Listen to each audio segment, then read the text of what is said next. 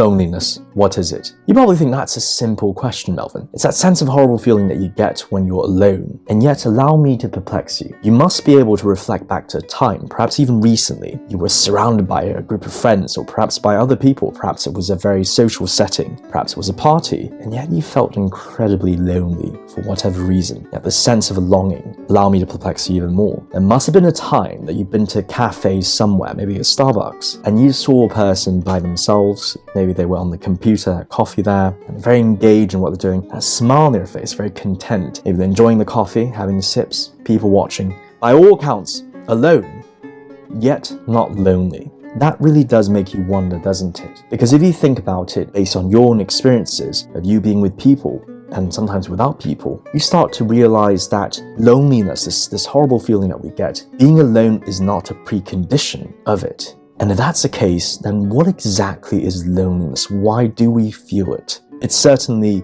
is very real. It does feel very horrible. But when you take away the alone component of it, then what exactly is going on? Well, philosophy has been looking at this for a very long time. And indeed, actually, the greatest area of study is actually Eastern thought. Much of Eastern thought has been very much focused on the concept of suffering, and has been so fascinating, truly, to look at. One very interesting take of Eastern philosophy that I quite like would be the take by German philosopher Arthur Schopenhauer, also known as the pessimistic philosopher. He was incredibly obsessed with suffering in life and really understanding it. And based on his reading of the Hindu text Upanishad, he realized that much of suffering in life comes from desires, the desires that we have. And loneliness is actually a very specific feeling that we get when we desperately desire something that cannot be satisfied in that particular moment, oftentimes related to our sense of human connection. But not necessarily so, it can also be related to other human senses too. But put in this context, if you are alone, you feel lonely because you desire human connection. But then again, you could be with people and you feel lonely perhaps because you desire other things, perhaps a sense of thrill, perhaps a different sort of engagement, perhaps connection with a certain type of people that you're not with, perhaps with people who understand you. But whatever it may be, the template of loneliness, according to Schopenhauer's interpretation of Eastern thought, is actually a ceaseless desire that we're unable to satisfy in that particular moment. So for example, if you were by yourself for a very long time, you've led years of being by yourself, just having somebody to talk to is the thing that you desperately want, and this leads to this sense of loneliness that you feel. If only you could just have this best friend, or perhaps this life partner, or perhaps this lover, then your life would be so much more different. And that is a sense of loneliness that we're talking about. But what this means as well is that loneliness is not tied particularly to being alone. You could feel loneliness even if you are with people, because again, your desires might be different. And this is actually a very powerful philosophical revelation, because what this shows is that loneliness isn't objective. Loneliness is very subjective. In fact, according to this philosophical inquiry and its conclusion, loneliness is very much a matter of perspective. In certain contexts, some people might feel lonely because some of those desires that exist for them are not met. But in others, some other people in the exact same situation, they might not feel lonely at all. And this revelation is so powerful because it shows you that, as with any matter perspective, it is actually optional. You could feel lonely, you could also not feel lonely as well. You could change your perspective. And according to Schopenhauer, there's another potential perspective that we could have when we are faced with situations of being alone. And that's actually to realize that being alone allows you to feel a sense of solitude. So what exactly is this sense of solitude? Well, according to Schopenhauer, when you are alone, the solitary experience actually allows you to engage in something that you ordinarily can't do when you're with other people, and that is a communion with yourself. When you're actually by yourself, for example, me by myself in this room at the moment, you're allowed to actually engage in introspection, reflection, meditation, perhaps even philosophize about life, about yourself. And this sense of solitude is actually very powerful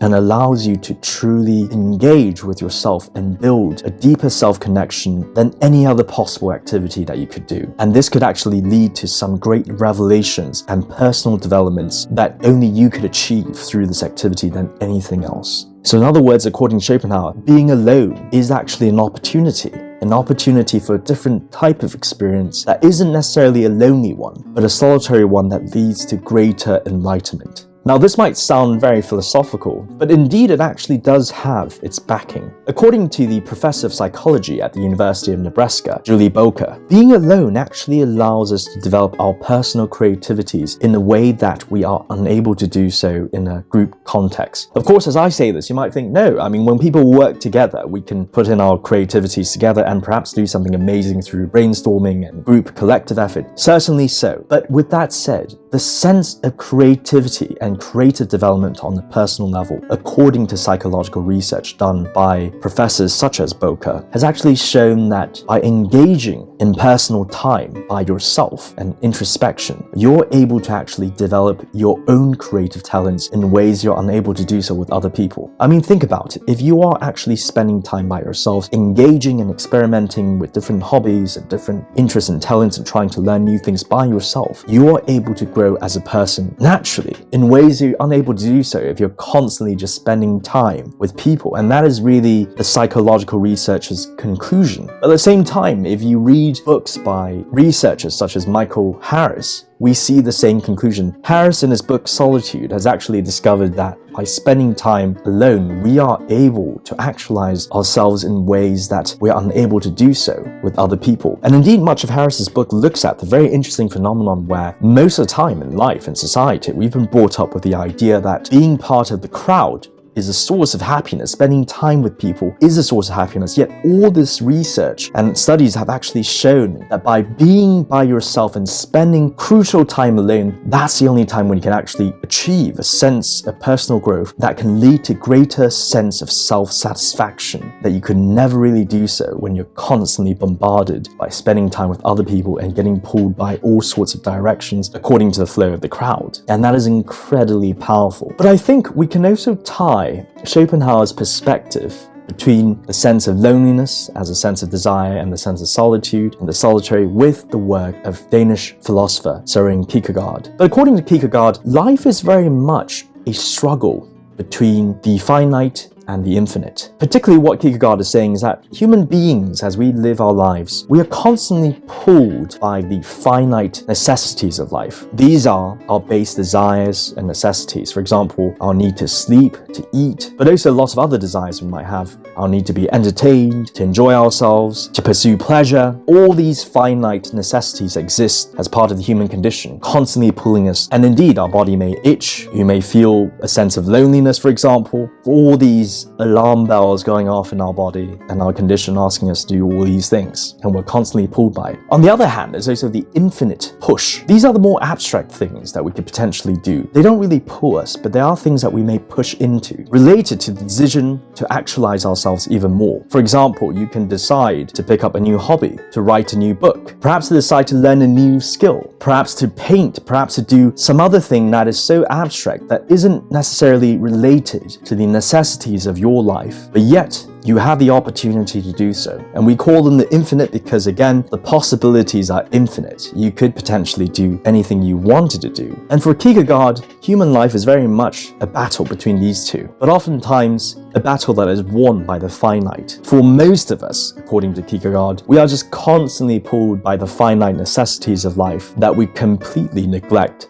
the infinite. After all, the infinite is not trying to pull us over. It is the finite things that happen. So constantly, for example, we are trying to live a good life, entertain ourselves, engage in our base desires, our base necessities, our base needs, and of course, related to today's topic, trying to make sure that we're not lonely. Again, our social need to be part of something, that we're doing all these things that we completely neglect the infinite. Yet according to Kierkegaard, this is actually a bad thing. When we are so caught up with the finite needs and we only engage in those things, which may feel so natural to us, what that may lead to is actually us becoming hedonistic automatons. In other words, we are living, but not really alive. We're more or less just going along with the whims of our needs, our necessities, our desires, that we never really realize ourselves. Our lives sort of lack meaning as we are just constantly doing things. For example, whether it is today, tomorrow, this weekend, next week, you're just trying to do things to fulfill yourself from this needs, necessities, desires sort of standpoint, that you're more or less just pursuing pleasure and trying to keep yourself happy, that you never really explore your own potential as a human being to potentially do so much more. And according to Kierkegaard, this is very much a life that he would call the life of an aesthetic, in the same sense of the word of aesthetically speaking, looking at things from a visual point of view. A very superficial life, almost like you're painting, and you're just going along with the motions with no control over the actual outcome, especially from a very significant meaning sort of standpoint. Yet, if we were able, and if we are able to actually tap into the infinite and push ourselves into the infinite and do things that allows us to discover ourselves in deeper ways, then our lives would have so much more meaning than these basic whims and desires. We could actually realize our own potential and potentially actualize ourselves. And when you relate that back to our topic of tonight and the perspective that's being offered by Arthur Schopenhauer, you see they're more or less talking about the same things. Oftentimes when we're alone, the first thing we want to do is question whether there's a desire we want to be fulfilled. For example, I need somebody to be here right now so I'm not bored, so I have connection. Again, we're only focusing on those basic, finite needs and desires. Rather than do that, according to Schopenhauer and also Kierkegaard, we could see this as an opportunity to do something else, to think differently. This is an opportunity for you to potentially discover yourself, engage in your own communion, whether it is actually a hobby, whether it is actually just some introspection, some reflection, allow you to actually actualize yourself rather than just constantly going with the flow and the whim, almost like this very needy automaton. Finally have control in your life and actually be your own person. And from this perspective, what is being advocated is not that we should all live in a cave and be a hermit and just isolate ourselves from everybody, but is to realize that life is very much a balance. But it's also very important to realize that how we feel about being alone is really a matter of perspective. And what is so important about that is that it isn't inevitable. Rather, there's a totally different perspective that allows us a gateway for our own personal growth and actualization. And that is the thing that we don't really think about. It's certainly great to spend time with people that you cherish and to entertain yourself, certainly so. But we should also be able to spend time with ourselves and discover ourselves even more. As much as we spend time to get to know people, we should also spend the same amount of effort and time to get to know ourselves. And that is really the key here. So the next time when you're alone, really question yourself. Is this really a prison and a burden? Or rather, it is actually an avenue for something much more. And that's something that we can certainly think about.